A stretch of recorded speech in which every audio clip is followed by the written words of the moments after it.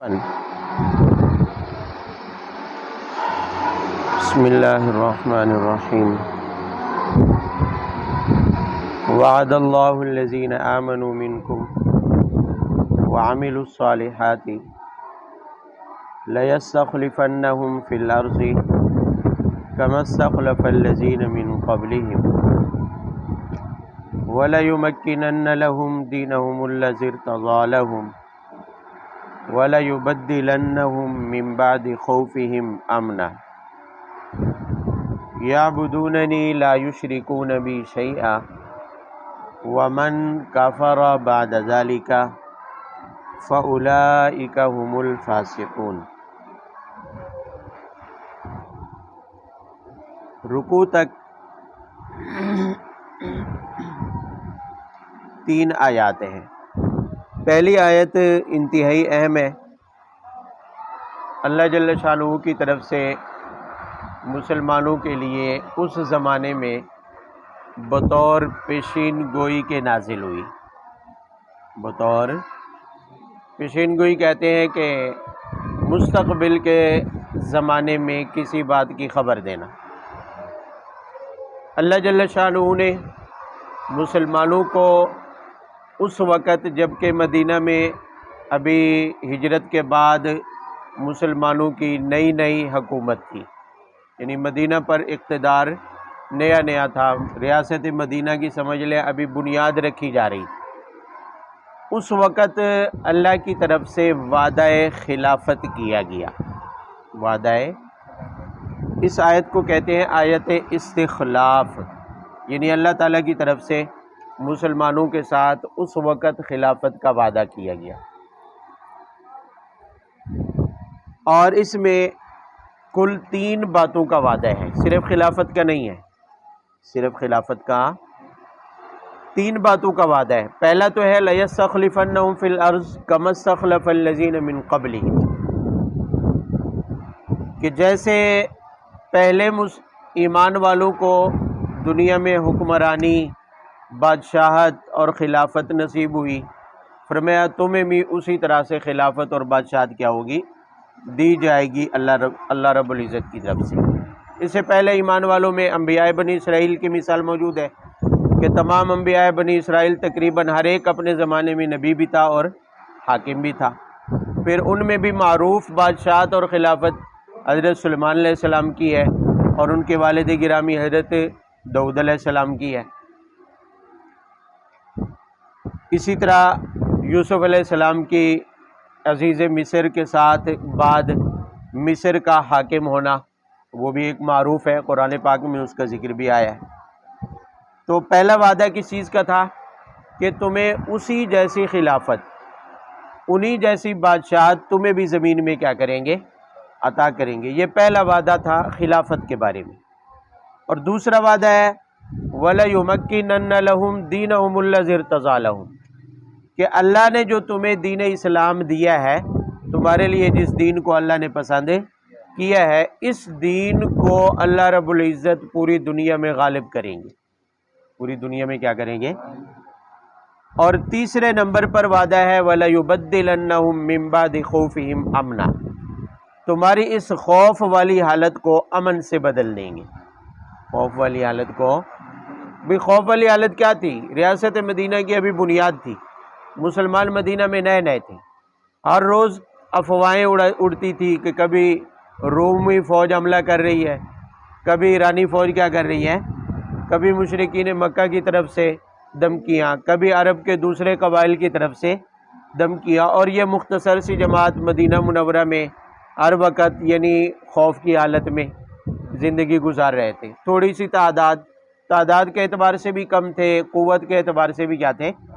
تو اللہ جل شانہ نے ایسی حالت میں 3 وعدے کیے کہ تمہیں زمین میں خلافت بھی دوں گا، اور خلافت کے بعد محض بادشاہت، حکومت یا خلافت نہیں ہوگی، بلکہ اس کے ساتھ ساتھ 2 باتیں اور بھی ہوں گی کہ دین اسلام پوری دنیا میں کیا ہوگا، غالب، اور پھر ساتھ ساتھ کیا فرمایا کہ تمہاری یہ جو خوف والی حالت ہے یہ امن سے بدل جائے گی، تمہیں کسی کا خوف نہیں رہے گا، تمہیں کسی کا۔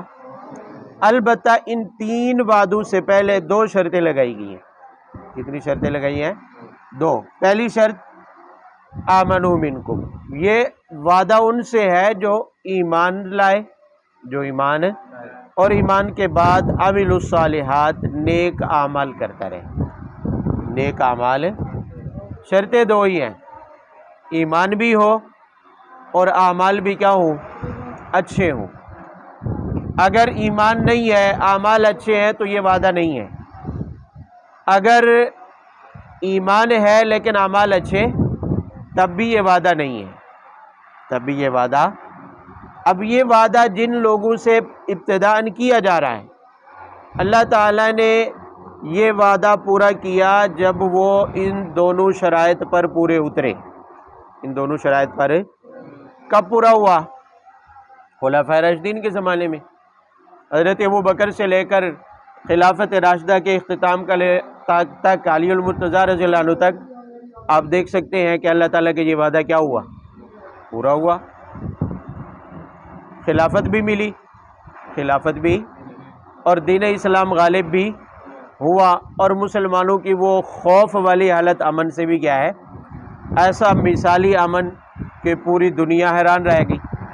پوری دنیا بھی، یا تو ایک وقت وہ تھا کہ مدینہ میں ہر وقت روم کا، ایران کا، عرب کے دیگر قبائل کا کسی نہ کسی کا خوف طاری تھا، یا وہ حالت ہو گئی کہ دنیا کی 2 بڑی طاقتیں، ایک مشرق میں ایران اور مغرب میں روم، وہ ان سے ڈر رہے تھے۔ وہ ان سے کیا ہے؟ ڈر رہے تھے اور گھبرا رہے تھے کہ نہ جانے مسلمان اب کس طرف رخ کر لیں گے۔ تو خلافت راشدہ کے زمانے میں یہ تینوں وعدے اللہ کی طرف سے کیا ہوئے؟ پورے۔ لیکن انہی 2 شرائط پر پورے ہوئے کہ ایمان میں بھی وہ کیا تھے؟ کامل تھے، اور اعمال صالحہ کے بھی کیا تھے؟ پابند تھے۔ اچھا، یہ وعدہ صرف ان کے ساتھ نہیں تھا، یہ قیامت تک آنے والے مسلمانوں کے ساتھ ہے۔ وعدہ ایک دفعہ پورا ہوا جب شرائط پائی گئی، تو اللہ تعالیٰ کا وعدہ کیا ہوا؟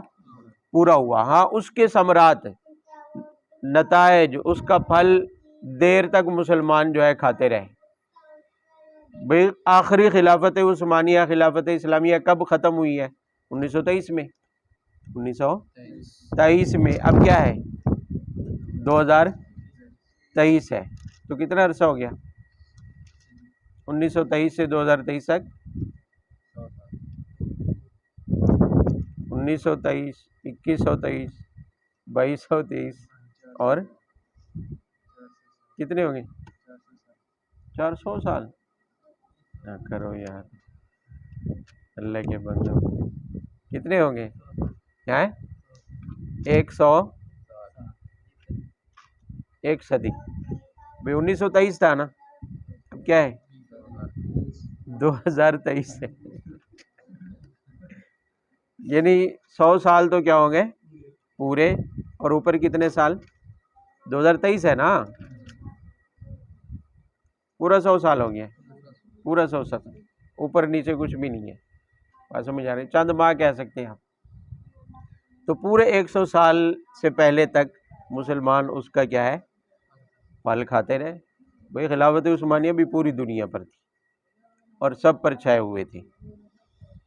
تو آخری خلافت، یعنی مسلمانوں کا آخری اقتدار 1923 میں کیا ہوا ہے؟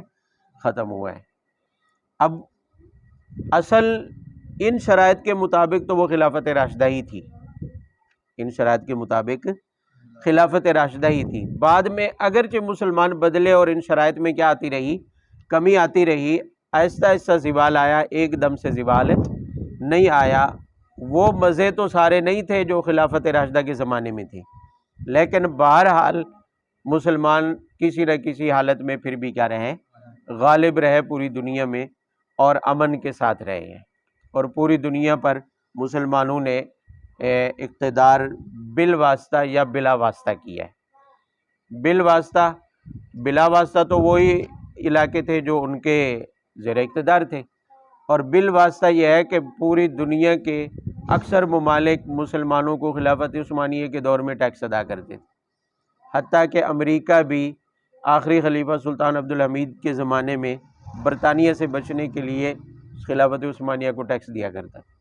یہ امریکہ جو آج ہمیں آنکھیں دکھاتا ہے، یہ سلطان عبدالحمید کے زمانے میں ٹیکس دیتا رہا ہے مسلمانوں کو، جو آج ہمیں آنکھیں دکھا رہے ہیں۔ تو بہرحال یہ وعدہ اللہ تعالیٰ کا پورا ہوا، اور شرطیں کتنی تھی؟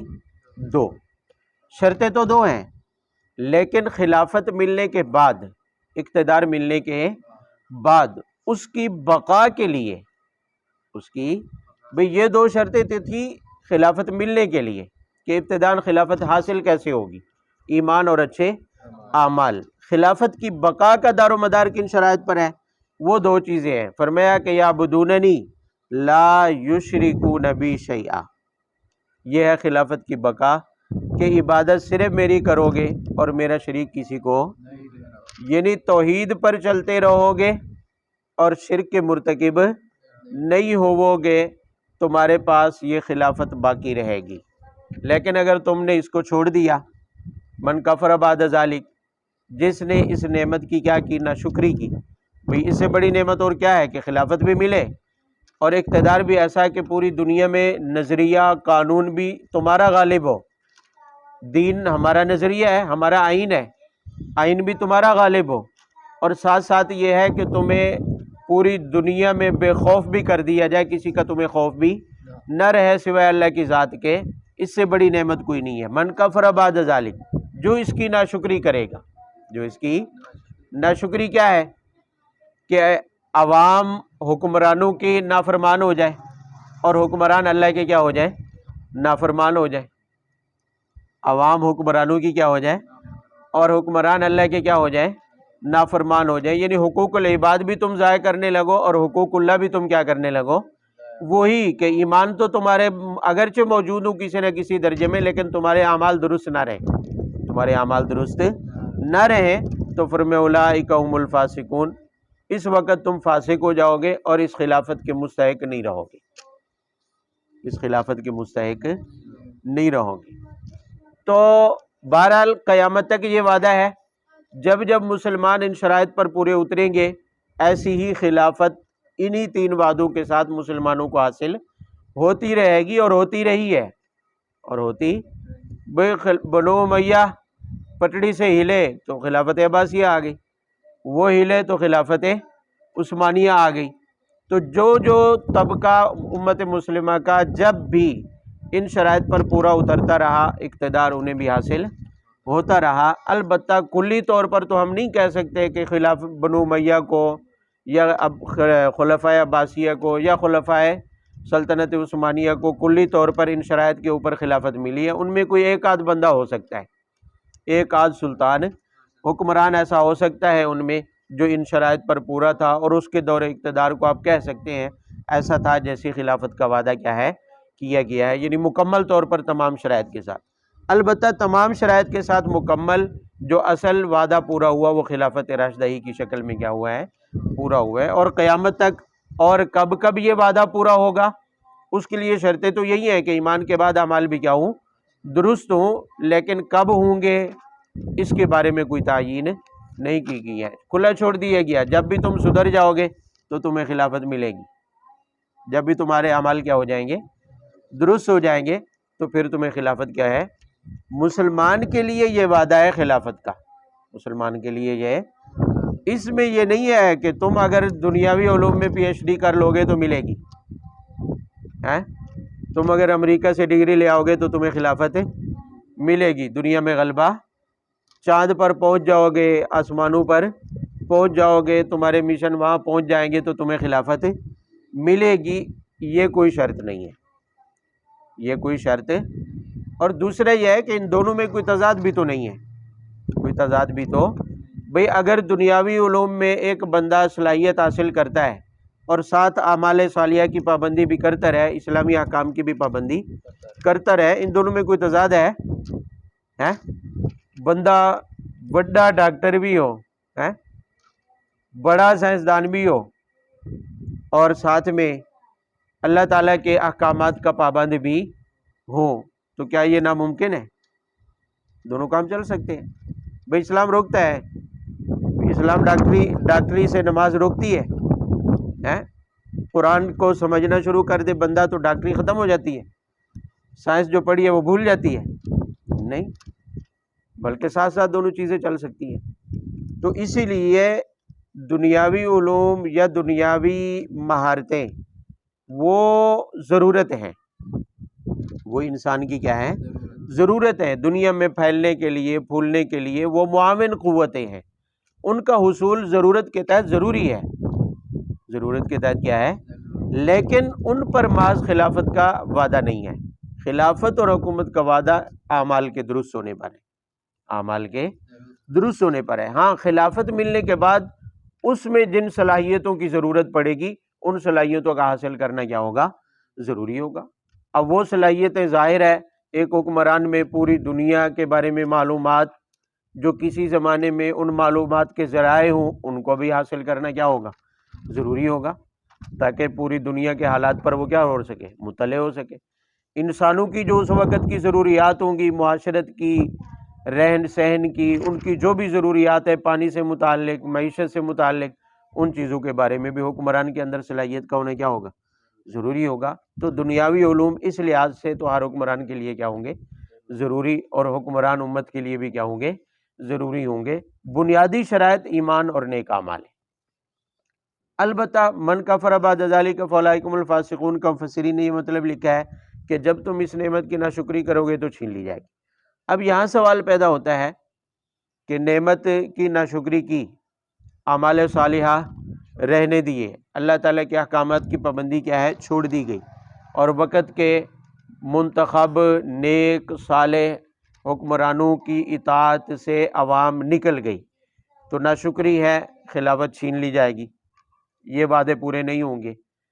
اگر کسی زمانے میں پھر حاصل کرنا چاہیں اور ایسا ماحول بنانا چاہیں، امت محنت کرنا چاہے کہ بھی ہم ان شرائط پر آ جائیں تاکہ ہمیں بھی یہ خلافت کے وعدے کیا ہے؟ نصیب ہو جائیں، تو اس کے لیے طریقہ کیا ہے؟ اس کے لیے طریقہ وہ بھی اگلی آیت میں ذکر کر دیا گیا ہے۔ فرمایا اس کا طریقہ تین باتیں ہیں۔ اقیموا الصلاۃ، کیا ہے؟ نماز کی پابندی، نماز میں تمام بدنی عبادات آ جاتی ہیں، اور آتوا الزکوٰۃ، زکوٰۃ کی ادائیگی، تمام مالی عبادات اس کے اندر کیا ہے؟ شامل ہو جاتی ہیں، اور واطیعوا الرسول، رسول کی اطاعت، نبی کی، یعنی نبی جو شریعت لے کر آئے ہیں اس شریعت کی کیا کرنا؟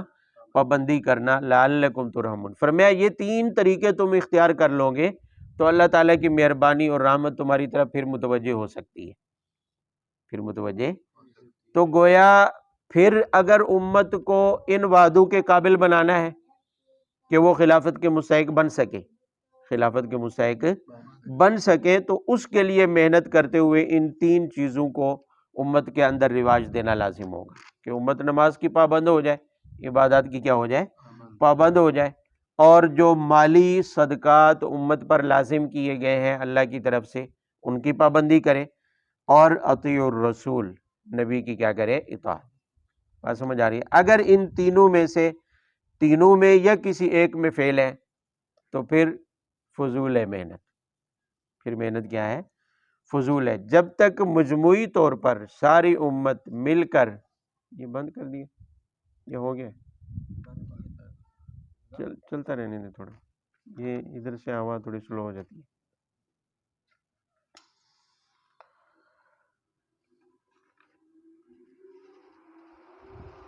تو میں نے کہا کہ ان تینوں چیزوں میں محنت یا ان میں سے کسی ایک میں محنت کیا ہو گئی؟ کم ہو گئی، کسی ایک چیز میں کمی رہ گئی، تو پھر اس لائق نہیں ہوں گے کہ لعلکم ترحمون، اللہ کی طرف سے تم پر کیا کی جائے؟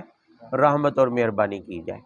ہاں، انفرادی طور پر، جزوی طور پر امت کا کوئی ایک طبقہ، کسی ایک سرزمین کے رہنے والے جب ان شرائط کی پابندی کریں گے اور اس پر محنت جاری شروع کریں گے تو انہیں اللہ رب العزت یہ وعدے جزوی طور پر عطا کرتے رہیں گے، اور ایسا ہوتا آیا ہے، اور موجودہ افغانستان میں بھی ہو رہا ہے، اور اس سے پہلے بھی افغانستان میں ہی 7 سال کے لیے اقتدار ملا، لیکن وہ ایک جزوی تھا، ایک مخصوص علاقے تک محدود تھا، پوری امت کو حاصل اس لیے نہیں ہوا کیونکہ پوری امت نے وہ محنت کی نہیں ہے۔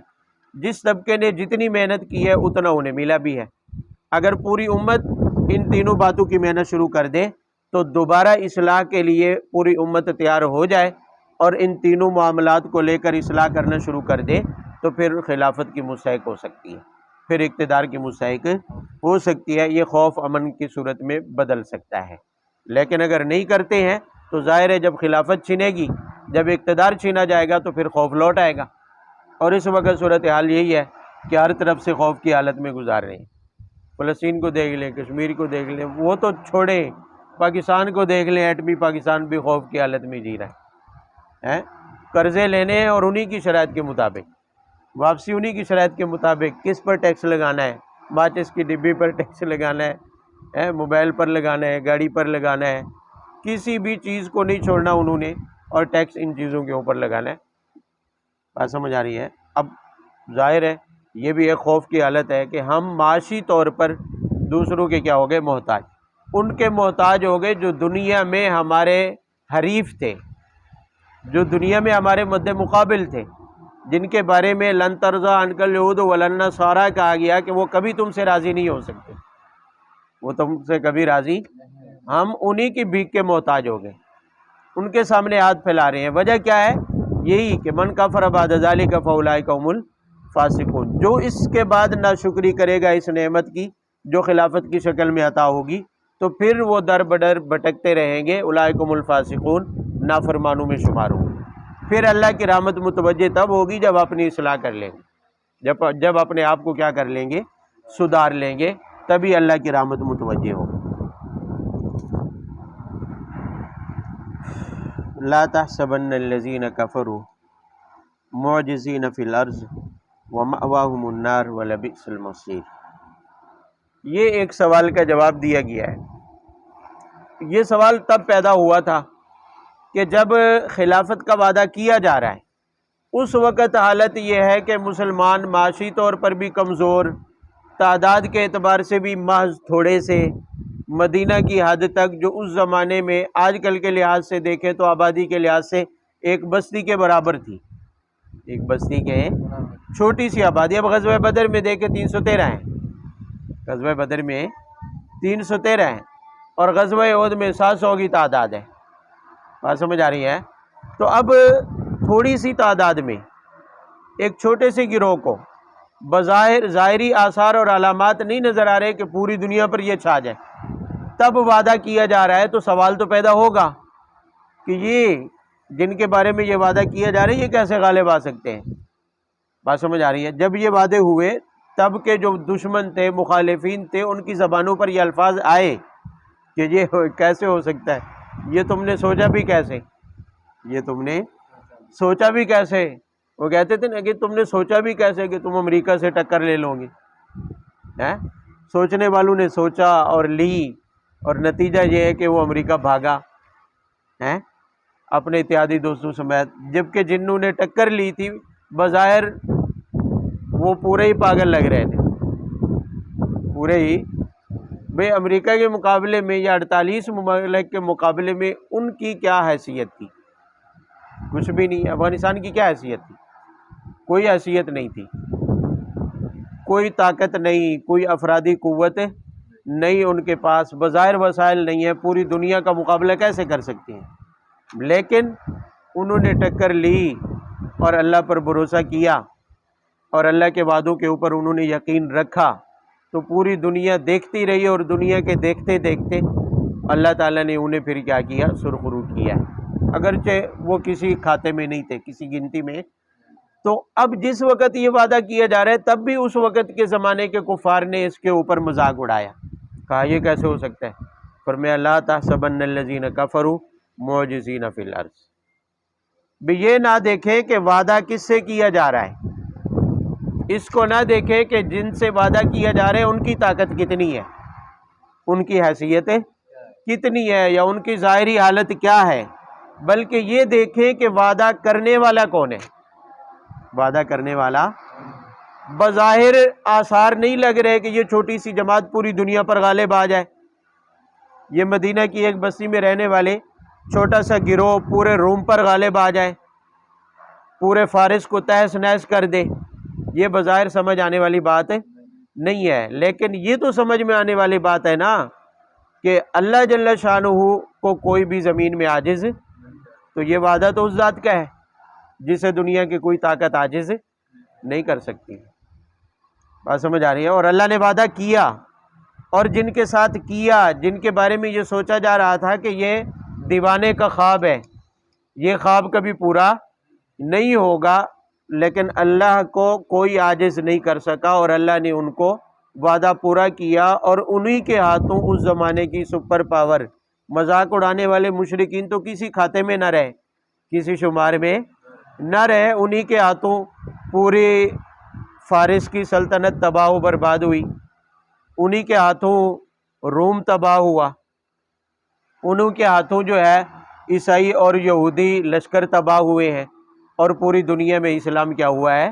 غالب ہوا، اور ایسا غالب ہوا کہ وقت کا خلیفہ اسلام صرف پیغام بھیجتا ہے، صرف پیغام بھیجتا ہے کہ تمہارے قید میں فلاں نام سے فلاں علاقے میں تمہارے گورنر کی قید میں ایک خاتون ہے، مسلمان ہے، قیدی ہے، غلام، اسے یا تو چھوڑ دیں، اس پر جو زیادتی ہوئی زیادتی کرنے والے کو سزا دیں، ورنہ مسلمانوں کی اسلامی فوج کو کل اپنے دروازے پر پائیں گے۔ صرف پیغام بھیجتا ہے،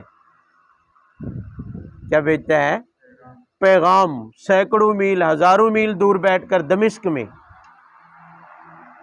دمشق سے پیغام جاتا ہے روم میں، اور روم والوں کی ٹانگیں وہاں کانپ رہی ہوتی ہیں، فوراً اس خاتون کو نہ صرف آزاد کیا جاتا ہے، اس پر زیادتی کرنے والے گورنر کو روم کا حاکم سزا دیتا ہے، اس کا بدلہ دلواتا ہے، اور پورے اعزاز اور اکرام کے ساتھ اس عورت کو آزاد کر کے دمشق میں روانہ کر دیا جاتا ہے۔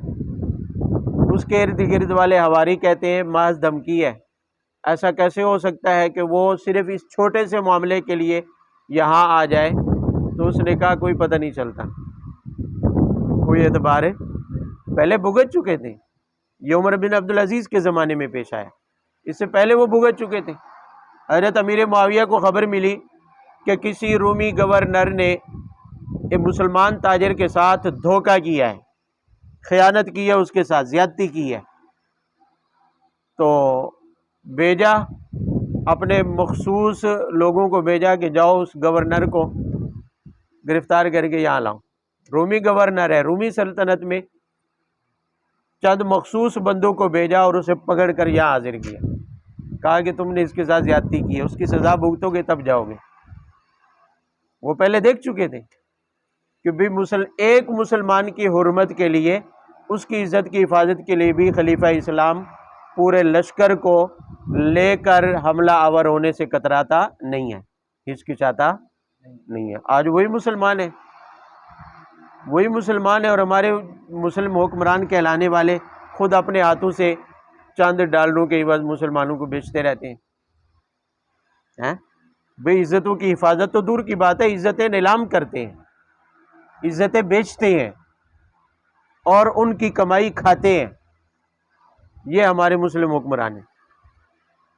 اور کہنے کو ہم سپر پاور بھی ہیں، ہم کہنے کو ہم ایٹمی پاور بھی ہیں، ہمارے پاس دنیا کی مضبوط ترین مسلح افواج بھی ہیں، لیکن ہم اس لائق نہیں ہیں کہ اپنی ہی سرحد کے قریب، اپنی ہی سرحد کے اوپر کسی خاتون کی عزت پر حملہ کرنے والے کسی کافر سے بدلہ لے سکیں یا اس کی عزت کی حفاظت کر سکیں، ہمیں یہ طاقت نہیں ہے۔ تو یہ ایسے نہیں حاصل ہوتی ہے، اس کے لیے یہ شرائط ہیں، ان شرائط کے مطابق چلے، بظاہر کمزوری کیوں نہیں ہوں گے، بظاہر افرادی قوت بھی نہیں ہے، ساز و سامان اور اسباب بھی نہیں ہے۔ اب ان کے پاس کیا تھے؟ ٹوٹی ہوئی تلواریں، اور سواری کے لیے گدھے اور اونٹ، ٹوٹی ہوئی تلواریں اور پھٹے پرانے لباس، جسم کے اوپر پہننے کے لیے زرہ تو دور کی بات ہے، کپڑے پورے نہیں تھے، پورا جسم نہیں ڈھکا جا سکتا تھا، اور مقابلے میں آنے والی رومی یا ایرانی افواج سر سے پاؤں تک پورے لوہے کے لباس میں ڈوبی ہوئی ہوتی تھی، کسی کی آنکھ نظر آ رہی ہے تو اسے آنکھ میں تیر مارا جاتا تھا، کسی کی گردن یہاں تھوڑی سی اتنی نظر آ رہی ہے کہ وہاں صرف تلوار کی دھار چل سکتی ہے تو اس کی گردن وہاں سے کاٹی گئی، باقی پورے جسم کے اوپر لوہے کے لباس میں ڈوبے ہوتے تھے، اور لاکھوں کی تعداد میں اور مقابلے میں چھوٹی سی تعداد چند ہزار کی تعداد انہیں جا کر تہس نہس کر دیا کرتی. حضرت زرار بن ازور رضی اللہ تعالیٰ عنہ ننگے جسم ایک دھوتی باندھ کر لاکھوں کے لشکر کے اندر گھس جاتے، دھوتی باندھ کے. ایک دفعہ اکثر ان کی جنگیں حضرت ابوبکر صدیق کے زمانے میں جب مدینہ سے نکلے عراق سے شروع ہوئے اور ایران تک چلے آئے، خالد بن ولید کے ساتھ رہے ہیں اکثر. تو ایک دفعہ مقابلے میں غالباً رومیوں کا یا ایرانیوں کا لشکر 2 لاکھ سے زیادہ لشکر ہے، صفیں بنی ہوئی ہیں. حضرت خالد بن ولید رضی اللہ تعالیٰ عنہ سے کہتے ہیں میں ذرا چیک کر کے آتا ہوں، اگر آپ مجھے اجازت دیں تو میں چیک کر کے آتا ہوں. گھوڑے پر سوار ہے، دھوتی باندھی ہوئی ہے، جسم پر کچھ نہیں، ننگے بدن، تلوار اٹھائی اور سامنے جا کے 2 لاکھ کے لشکر کے سامنے شکل لگا رہے.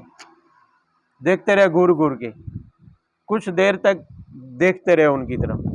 اب وہ جو لوہے کا لباس جنہوں نے پہنا ہوا ہے، سر پہ وہ خود ٹوپیاں لوہے کی پہنی ہوئی ہیں، پورے طور پر مسلح ہیں، حفاظت کا ساز و سامان موجود ہے. 2 لاکھ کے لشکر کے سامنے ننگے بدن ایک آدمی انہیں گھور گھور کے دیکھ رہا ہے. جس کی طرف دیکھتا ہے اس کی آنکھیں نیچے جھک جاتی ہیں، رعب کی وجہ سے، خوف کی وجہ سے. تو کچھ دیر گھومنے کے بعد انہیں کہا کہ آؤ کوئی نکلے میرے مقابلے میں. کسی کو ہمت نہ ہوئی کہ کوئی ایک ان کے مقابلے میں نکلے. جب کافی دیر گزر گئی، کافی انہیں لان تان کیا، غیرت دلے، کوئی نہیں نکلا، تو کہا چلے میں آ رہا ہوں. ایک طرف سے گھسے اور پہلے ہی حملے میں 20-30 بندوں کو گرا کے واپس نکل آئے. کسی کو ہل کر مل کر آگے بڑھ کر ان پر حملہ کرنے کی جرت نہیں ہوئی. واپس آئے، حضرت خالد بن ولید رضی اللہ تعالیٰ عنہ سے کہتے ہیں میں کلہ ہی کافی ہوں، کچھ نہیں ہے، بھوسا ہے. وہ تھے جنہوں نے ان اللہ اشتری من المؤمنین اپنی جانیں اللہ کے وعدوں کے بدلے میں کیا کر دی تھی، بیچ دی. انہیں کسی چیز کا خوف نہیں تھا، ننگے بدن، وسائل بھی نہیں تھے، لیکن ایک ہی چیز تھی اور ایک ہی وسیلہ تھا ان کے پاس، اللہ کی ذات پر بھروسہ اور اعتماد. تو ٹوٹی ہوئی تلوار کے ساتھ بھی 2 لاکھ کے لشکر کی حضرت خالد بن ولید رضی اللہ تعالیٰ عنہ کو غالباً سعد بن ابی وقاص رضی اللہ عنہ سربراہ تھے، خالد بن ولید ماتحت کمانڈر ہیں. تو رومیوں کے کسی مقدمۃ الجیش کے ساتھ لڑائی کرنی تھی، وہ 60,000 کی تعداد میں تھے. خالد بن ولید کو کہا کہ ایک لشکر بھیجنا ہے پہلے انہیں چیک کرنے کے لیے، دیکھنے کے لیے، جسے مقدمۃ الجیش کہتے تھے. تو خالد بن ولید نے کہا ٹھیک ہے مجھے 30 بندے دے دیں، میں دیکھ کے آتا ہوں. 60,000 اور 30 بندے دے دیں. انہوں نے کہا یہ تعداد بہت کم ہے. تو بڑی منت سماجت کے بعد حضرت خالد بن ولید تیار ہوئے 60 بندے لے جانے کے لیے، اور مقابلے میں کتنا ہے 60,000. اس 60,000 کو یہ 60 ہی کافی ہو گئے، اور ایسا کامیاب وار کیا ان کے اوپر اس حکمت عملی اور پلاننگ کے ساتھ کہ انہیں بھگا کر واپس آئے. جنہیں دیکھنے گئے تھے انہیں بھگا کے واپس آئے، دوڑ لگا دی انہوں نے. ایسا حملہ کیا وہ سمجھ ہی نہیں سکے کہ بندے 30 ہیں یا 30,000 ہیں، 60 ہے یا 60,000 ہے، کتنے ہیں. لیکن یہ تبھی ہو سکتا ہے جب ایمان اور اعمال صالحہ کے بعد اللہ کی ذات کے اوپر کیا ہو، بھروسہ ہو. اب اس وقت مسلمان 1.5 ارب کے قریب ہے پوری دنیا میں. مالی طور پر بھی سب سے زیادہ مالدار طبقہ وہ مسلمانوں میں ہے، سب سے زیادہ مالدار بھی مسلمان ہیں، یہ بھی آپ کو پتہ ہونا چاہیے. جتنا عرب ممالک کے پاس دولت ہے اتنی یورپ ممالک کے پاس نہیں ہے، جتنی عرب ممالک کے پاس دولت ہے. عرب ممالک کے ایک خاندان کے ایک شہزادے کے پاس اتنی دولت ہے آپ کے پاکستان کا بجٹ بھی نہیں ہوگا، پورے پاکستان کا بجٹ بھی اتنا نہیں ہوگا. سب کچھ ہے، صرف کمی ہے تو کس چیز کی، آمنوا وعملوا الصالحات، ایمان اور اچھے اعمال نہیں.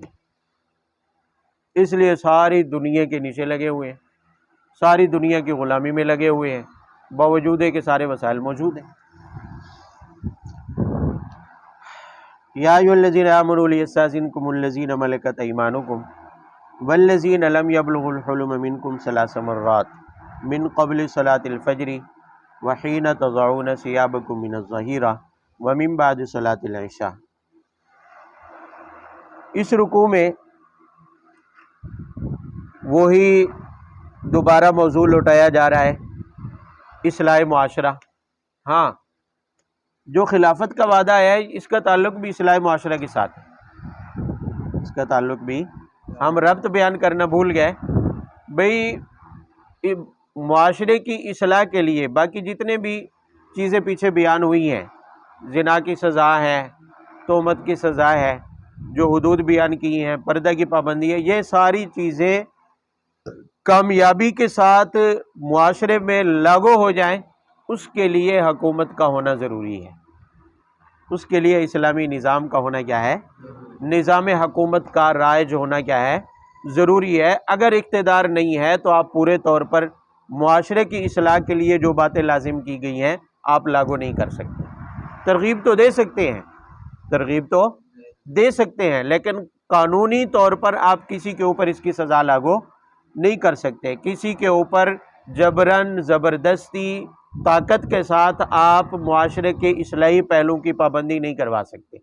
اگر آپ اقتدار میں ہیں تو آپ سارے احکامات پر عمل کروا سکتے ہیں، اور جن قوانین کے توڑنے پر سزائیں ہیں اصلاح معاشرے کے لیے، جو ایسی بیماریاں ہیں جیسے زنا، بدکاری ہے، چوری ہے، ڈکیتی ہے، آپ ان کی سزائیں بھی لاگو کر سکتے ہیں، جبکہ نظام اسلام اقتدار میں ہو، حکومت میں ہو اسلام، تب ہے، ورنہ تو آپ ان کی پابندی نہیں کروا سکتے۔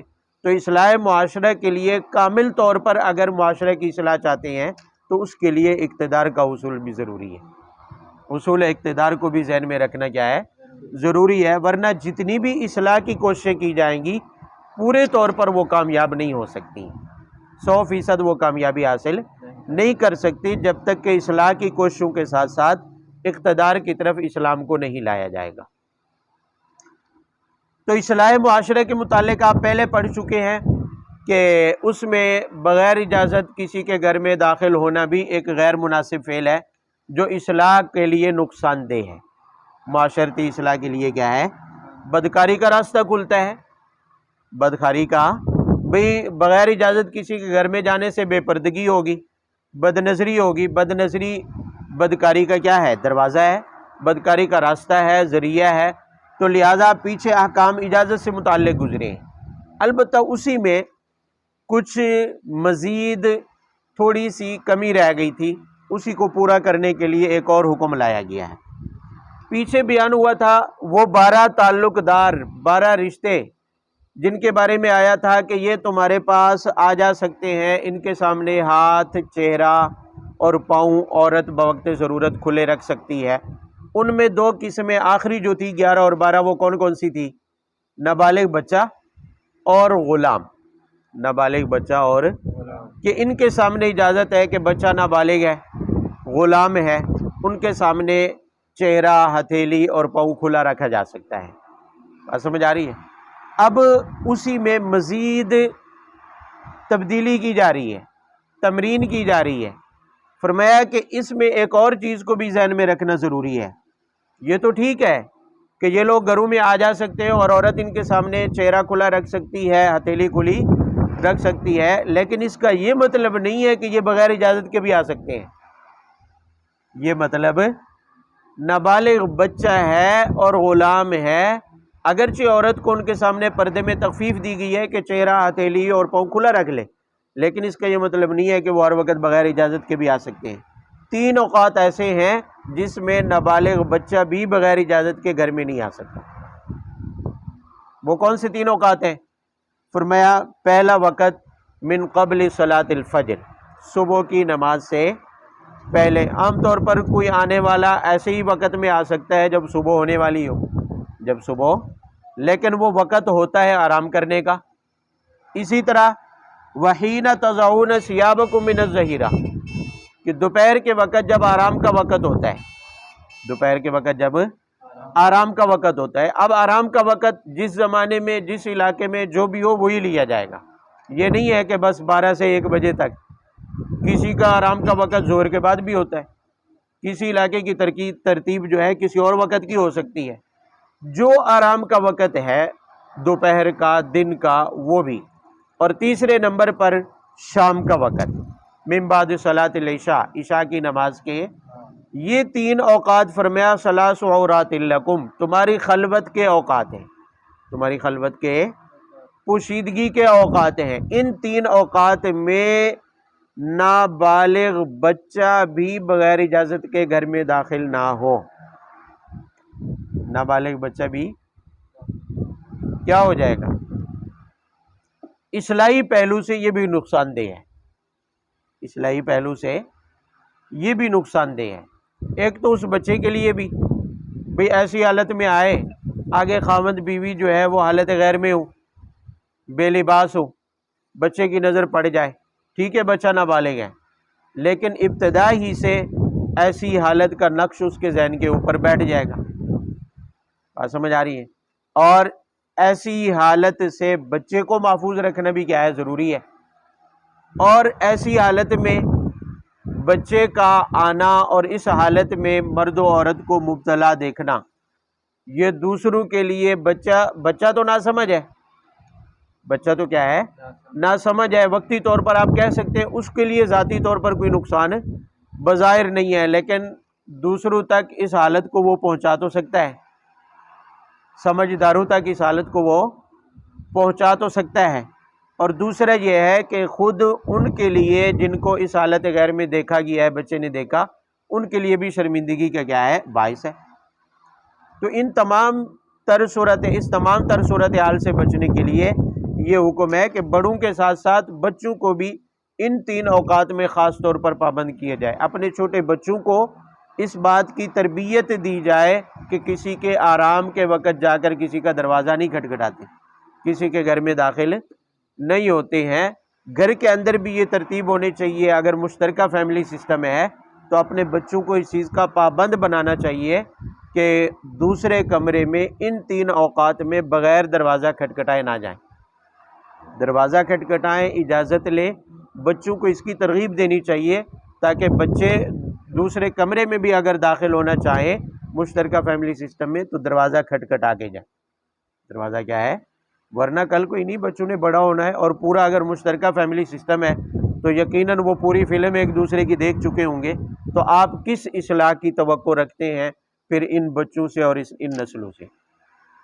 یقیناً جو پہلے ہی سے پوشیدگیوں پر، خلوت کے لمحات پر کیا ہو چکے ہیں؟ واقف ہو چکے ہیں، تو بالغ ہو جانے کے بعد ان کے لیے اس میں بے باک ہونا اور حیا کی حدود کراس کرنا یہ کوئی مشکل کام نہیں ہوگا. بات سمجھ آ رہی ہے؟ تو یہ چیزیں اصلاح کے لیے ضروری ہیں.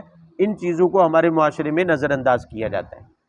ٹھیک ہے پہلے بچہ سمجھ کر نظر انداز کیا، بڑے ہونے کے بعد تو وہ بچہ نہیں رہے گا نا. جس چیز سے وہ پہلے بچپن کی حالت میں واقف ہو چکا ہے اس سے اس کی ندامت، اس کی گھبراہٹ دور ہو چکی ہے، اس کی جھجک کیا ہو چکی ہے؟ کم ہو چکی ہے. اب اس کے لیے حجاب باقی نہیں رہا، حجاب باقی نہیں رہا.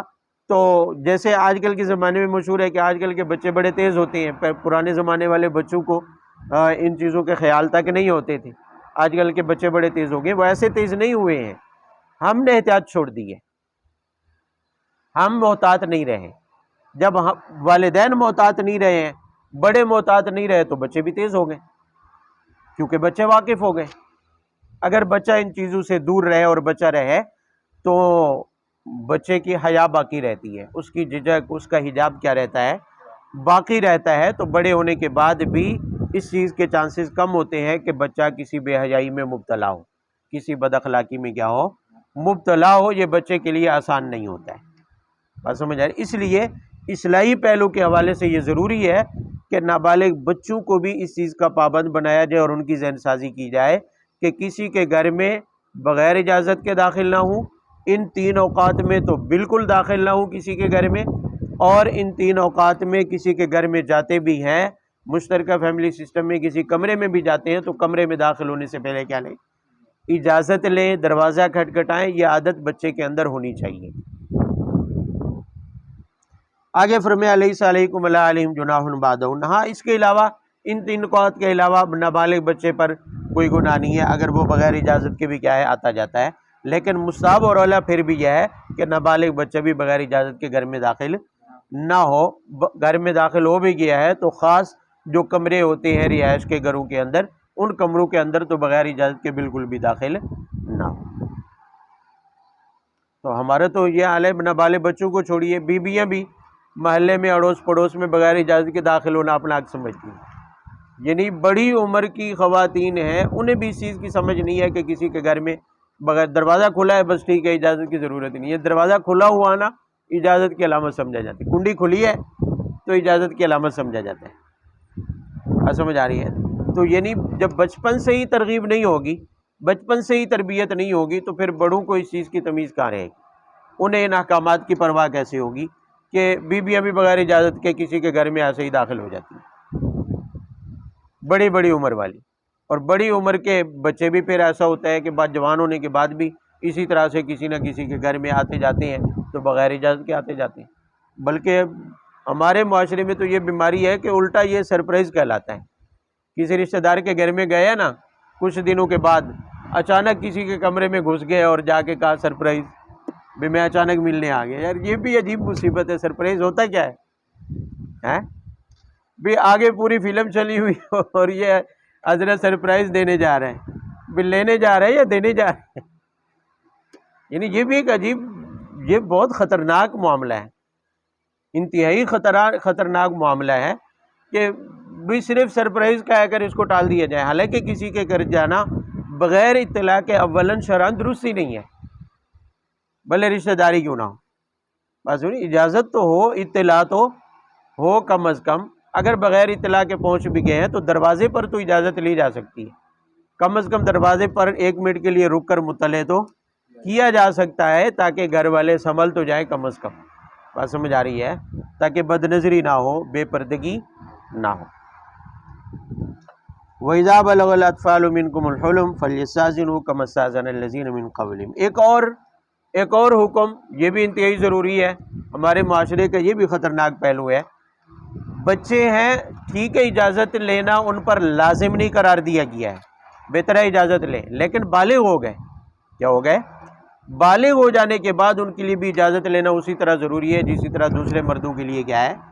ضروری ہے۔ اب ان پر اجازت لینا واجب ہے، بغیر اجازت کے کسی کے گھر میں داخل، وہ ہمارے معاشرے کا یہ بھی ایک دردناک پہلو ہے، رشتہ دار نہیں ہوتے ہیں، بالکل اوپرے اور اجنبی لوگ ہوتے ہیں، لیکن ہمسائے ہیں، پڑوسی ہیں، محلے دار ہیں، اس میں کیا ہوتا ہے؟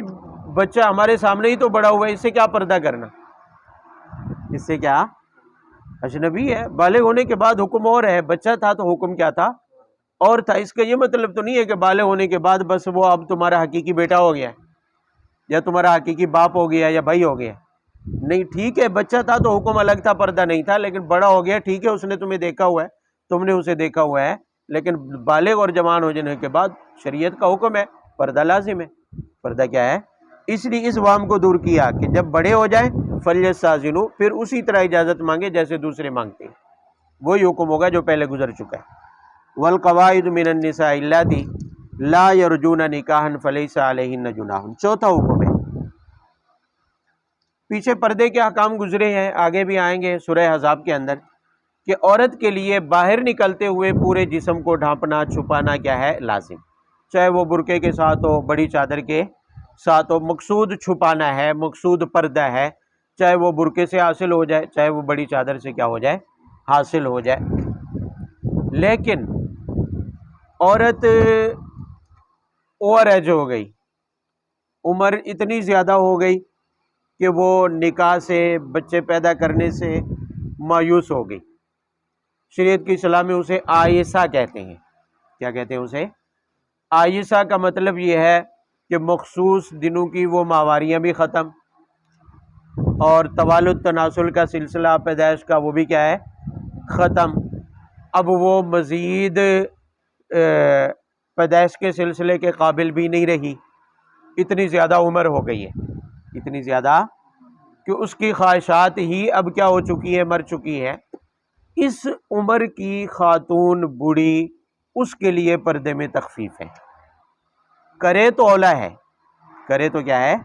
اس حالت میں بھی پردہ کرے تو کیا ہے، لیکن تخفیف ہے، اسے اجازت ہے کہ وہ مکمل طور پر اگر پورے جسم کو نہ ڈھانکنا چاہے تو اسے اختیار ہے، اسے کیا ہے، اختیار ہے بھی۔ جیسے کسی معاشرے کے اندر کسی اس میں ماحول میں برقع لازمی سمجھا جاتا ہے پورے جسم کو چھپانے کے لیے، یا پوری ایسی بڑی چادر جو سر سے پاؤں تک بندے کو کیا ہے ڈھانپ دے، تو اس میں اسے تخفیف دی جائے گی کہ اس سے کم لباس لے لے، اس سے کم لباس کیا ہے، یعنی برقع لینے کی بجائے چادر لے لے، بڑی چادر لینے کی بجائے کچھ چھوٹی چادر لے لے، پورا جسم نہ ڈھکے، چہرہ ہتھیلیاں کھلی رہے، بازار میں اگر آتی جاتی ہے اجنبی مردوں کے سامنے تو اس کے لیے تخفیف ہوگی، اس کے لیے کیا ہوگی، لیکن ایک شرط اس کے لیے بھی باقی رہے گی، غیر متبرجات بزینہ، غیر متبرجات، اس حالت میں بھی زیب و زینت کا اظہار نہ کریں، اس حالت میں بھی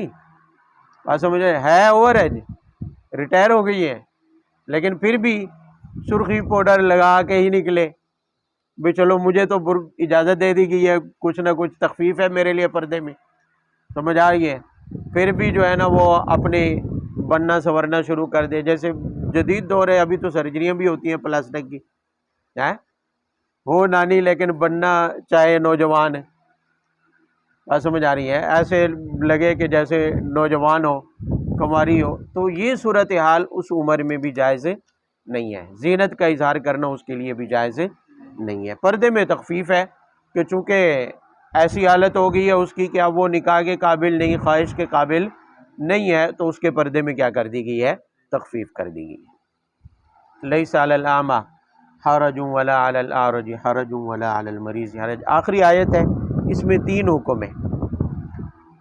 پہلا حکم تو یہ ہے کہ ایک وہم کو دور کیا جا رہا ہے کہ پیچھے اجازت لینے کو ضروری قرار دیا گیا کہ کسی اور کے گھر میں جا رہے ہیں، بھلے رشتہ دار ہے، عزیز ہے، قریبی ہے، تو بھی اس میں اجازت لے کے جانا کیا ہے، ضروری۔ اس سے ایک وہم پیدا ہو رہا تھا کہ شاید رشتہ داروں کے ساتھ معاملہ کرنے میں اور تعلق رکھنے میں بھی بندے کو تکلف رکھنا چاہیے، جب اس کے گھر میں بغیر اجازت کے نہیں جا سکتے ہیں تو پھر کسی بھی عزیز رشتہ دار کے گھر سے کھانا کھانا کیسے ہوگا، آیا یہ جائز ہو سکتا ہے؟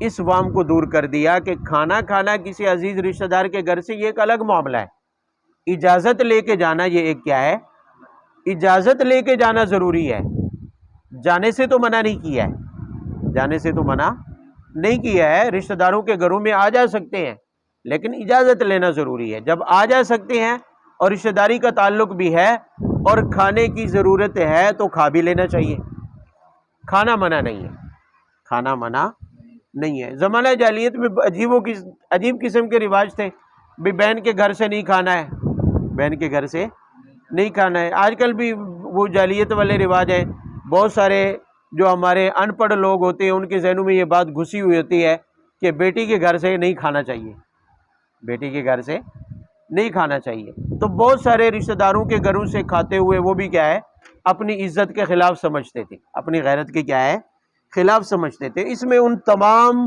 وہموں کو دور کر دیا گیا ہے، تمام رسموں اور رواجوں کو کیا کیا گیا ہے، دور۔ فرمایا کوئی معذور ہے یا تندرست ہے، کوئی معذور ہے یا ضرورت مند ہے یا مالدار ہے، جیسا بھی ہے اپنے عزیز قریبی رشتہ دار کے گھر میں کھانا کھا سکتا ہے، کھانا کھا سکتا ہے، کھانا کھانے میں کوئی حرج نہیں ہے۔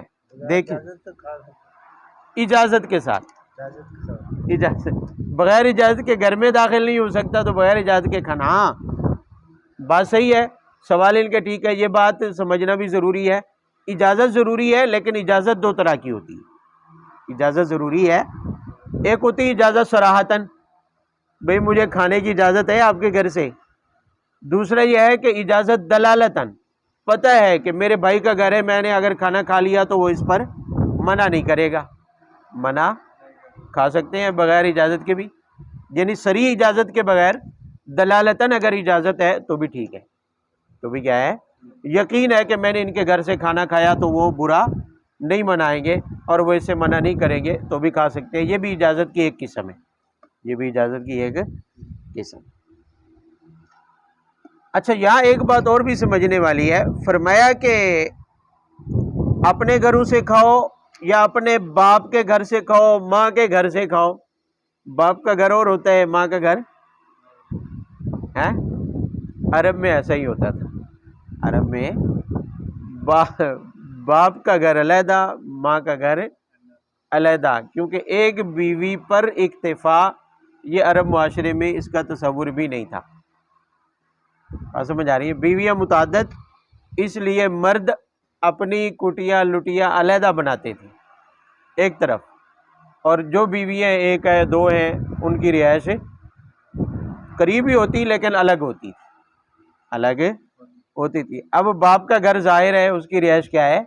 الگ ہے. ماں کی رہائش کیا ہے؟ الگ ہے. ماں کے گھر سے بھی کھا سکتے ہیں، باپ کے گھر سے بھی. ظاہر ہے ان کے لیے ہوگا جو ماں باپ سے دور ہوں، اور اگر ماں باپ کے بچے ہیں تو کھانا ہی وہیں سے ہے. اکٹھے رہ رہے ہیں، ساتھ رہ رہے ہیں، تو پھر تو کھانا ہی وہیں سے ہے. اس آیت کا دوسرا حکم یہ ہے کہ لیس علیکم جناح ان تاکلوا جميعا واشتاتا. چونکہ بات کھانے کی آ گئی ہے تو اس لیے کھانے کے بارے میں ایک اور حکم دے دیا کہ کھانا اجتماعی طور پر کھانا بھی جائز ہے، الگ الگ انفرادی طور پر کھانا بھی کیا ہے؟ جائز ہے. میرے کسی عزیز رشتہ دار کے پاس گئے ہیں، مہمان بنے ہیں کسی کے پاس، وہ خود رجا ہوا ہے، کھایا ہوا ہے، تو ضروری نہیں ہے کہ اس کو بھی شریک کرو، اکیلے کھا لو. اکیلے کیا ہے؟ اپنے گھر میں کھانا کھا رہے ہیں اور ساتھ کھانے والا کوئی دوسرا ہے ہی نہیں، سب نے کھانا کھا لیا ہوا ہے، کوئی مہمان بھی اس وقت موجود نہیں ہے جس کو اپنے کھانے میں کیا کرے، تو اکیلا ہی کھا لے. اکیلا ہی کیا ہے؟ ہاں، برکت اجتماعی کھانے میں ہے. اگر دوسرا تیسرا بندہ اجتماعی طور پر کھانے میں ساتھ شریک ہونے کے لیے کیا ہے؟ میسر ہے، تو دو تین بندے اکٹھے مل کر کھائیں تو یہ زیادہ بہتر ہے. یہ زیادہ کیا ہے؟ لیکن لازم نہیں ہے. بعض لوگوں کو اس کا ہیضہ چڑھا ہوتا ہے، دماغ میں یہ بات بس ایسے بیٹھی ہوتی ہے کہ جب تک کوئی مہمان نہیں آئے گا یا دوسرا بندہ نہیں ملے گا ہم کھانا ہی نہیں کھائیں گے، ہم کھانا ہی. فرمایا دونوں طرح جائز ہے. اچھا، ایک اور بات بھی یہاں سمجھنے کے لائق ہے کہ اجتماعی کھانا کھانا کس کو کہتے ہیں؟ ایک دسترخوان لگائے اور اپنی اپنی پلیٹ میں کھانا کھا رہے ہیں، یہ اجتماعی نہیں ہے. یہ اجتماعی یہ ہے کہ ایک ہی برتن میں شریک ہے. ایک ہی برتن میں کیا ہے؟ یہ اجتماعی، وہ جس میں برکت کا حصول ہے، جس صورت میں کھانا کیا ہے؟ اولا ہے اجتماعی. اس اجتماعی سے مراد یہ ہے کہ ایک ہی برتن میں کیا ہوں؟ شریک. دسترخوان ایک ہے اور پلیٹ الگ الگ ہے، برتن اپنا اپنا ہے، تو یہ انفرادی کے حکم میں ہے، اجتماعی. ہاں جائز ہے، جائز ہے، اس لیے کہ یہاں دونوں کی اجازت دی گئی ہے کہ اکٹھے مل کر بھی کھا سکتے ہیں، علیحدہ علیحدہ بھی کیا ہے؟ کھا سکتے ہیں. چلو جی، وآخر دعوانا. اس آیت کا ایک حکم باقی رہے گا.